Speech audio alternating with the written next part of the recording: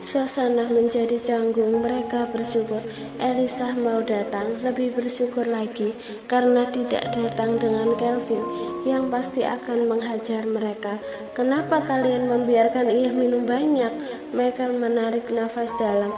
Dia bukan anak kecil yang bisa kami gendong dan membawanya pergi dari bar. Lagi pula dia tidak akan seperti ini jika bukan karena kamu. Kenan menyikut temannya. Michael tahu ia keterlaluan, jadi ia segera minta maaf. Maafkan aku hanya saja selama 10 tahun lebih bersahabat. Kami tidak pernah mengalami krisis seperti ini, kata Michael. Maafkan aku, seharusnya aku tidak impulsif bertanya seperti tadi. Setelah menunggu beberapa menit, ponsel Elisa berbunyi. Ia sempat ketakutan bahwa itu adalah panggilan dari Kelvin, tapi saat melihat Evel adalah orang yang memanggilnya, ia menarik nafas dalam. Ketua tim terkait telah meminta untuk hasil desain produk yang sudah di launching. Aku akan mengirimkannya lewat email. Setelah itu kamu bisa mencetaknya dan memberikan kepada mereka. Aku sedang berada di rumah sakit, jadi tolong gantikan aku dalam rapat. Baiklah kalau begitu. Setelah panggilan itu berakhir, tak lama kemudian seorang dokter telah keluar dari ruang tindakan. Kenan dan Michael segera menghampirinya dan Elisa hanya berdiri di belakang mereka. Kamu baru saja melakukan operasi untuk perutnya. Setelah istirahat beberapa hari, semua akan baik-baik saja. Meski begitu, tolong pastikan ia menjauhi minuman keras untuk rentang waktu beberapa bulan.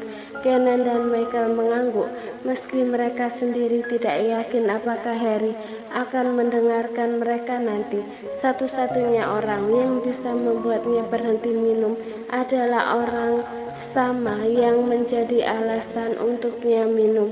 Dr. Zachary memiliki jadwal yang padat untuk operasi. Kini setelah ia sakit, jadwalnya harus diatur kembali, sementara banyak pasien yang seharusnya sudah ditangani. Keluh dokter itu sambil menatap Elisa. Firasatnya mengatakan bahwa wanita ini adalah alasan bagi dokter pendiam dan baik berubah menjadi pemabuk yang bahkan tidak peduli membahayakan nyawanya sendiri. Dokter itu pergi setelah mengatakan hal itu. Tiga orang itu kemudian melihat temannya mulai dipindahkan ke ruang perawatan VVIP. Zachary masih belum sadar hingga beberapa waktu. Elisa, kami akan mengurus administrasi lebih dulu. Bisakah kamu tinggal dan menjaganya? Tanya Kenan. Ia sengaja mengatakan itu untuk memberi ruang kepada Zachary dan Elisa ketika pria itu bangun nanti. Baiklah, tapi kalian akan kembali kan? Tentu saja kami akan kembali. Setelah keluar dari ruangan, dua pria itu menarik nafas dalam. Ayo kita merokok di taman. Rasanya begitu sesak berada di dalam. Aku bahkan takut sewaktu-waktu Kelvin akan menerobos masuk dan mencari keributan, kata Kenan. Ya, kita butuh rokok untuk menenangkan diri. Setelah itu kita mungkin bisa menghadapi kemungkinan terburuk jika Kelvin datang. Dua pria itu menuju ke taman rumah sakit di bagian belakang dan mulai merokok, sementara Elisa ditinggalkan sendiri di ruangan itu. Setengah jam kemudian bulu mata tebal dan panjang pria di atas ranjang bergetar sebelum ia sadarkan diri.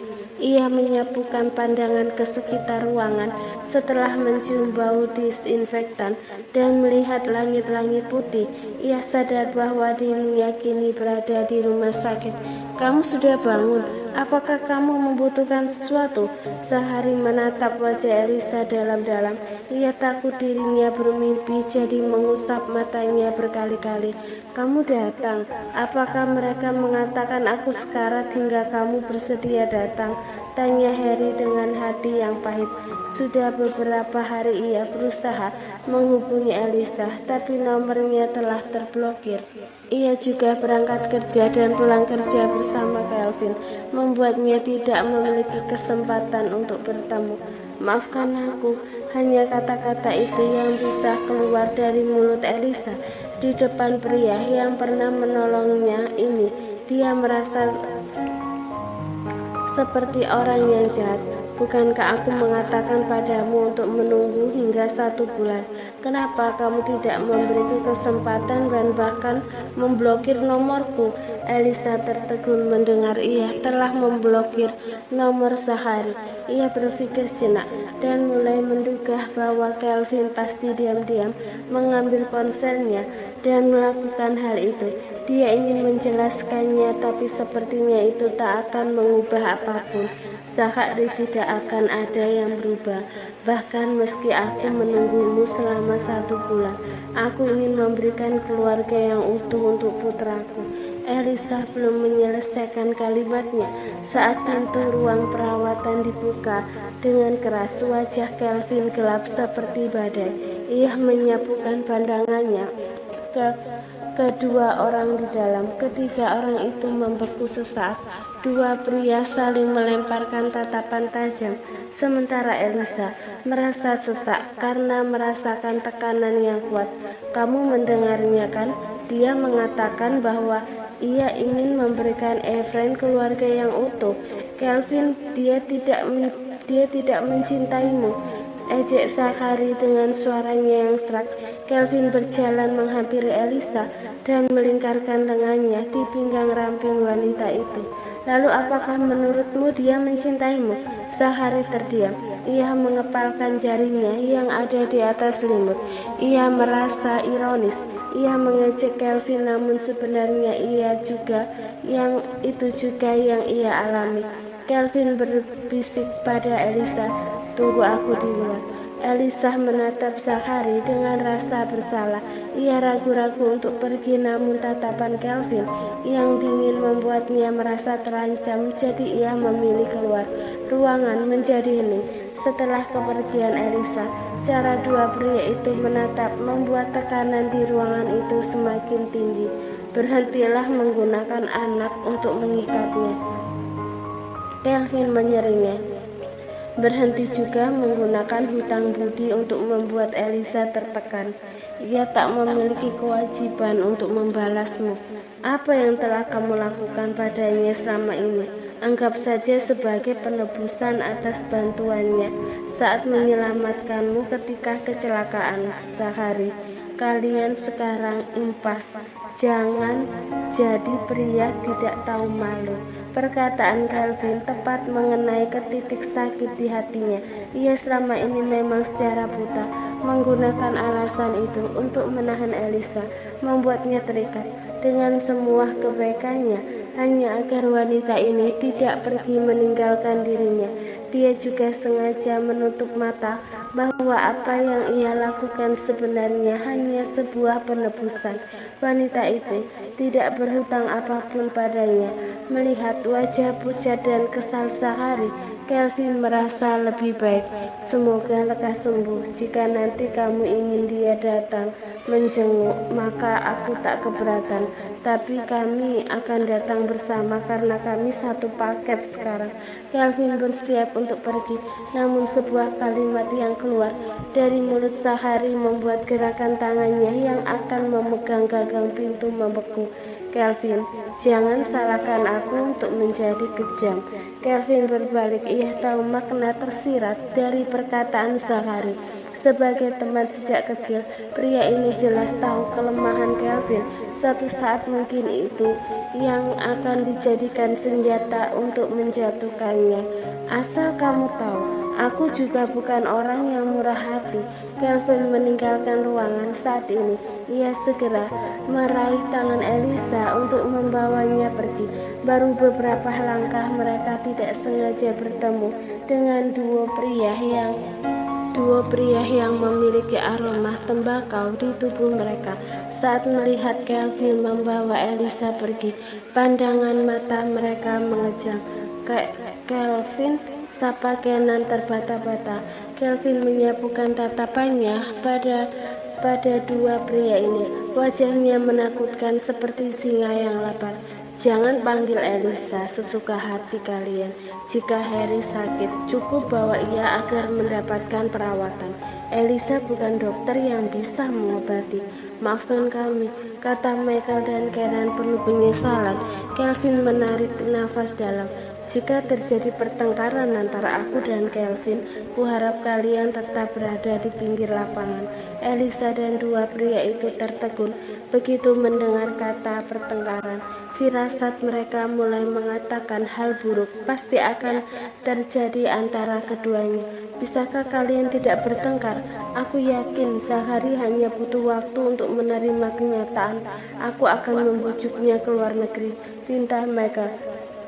Aku tidak pernah ingin mengibarkan bendera perang, tapi Harry sepertinya bersiap untuk menyentuh garis batasku.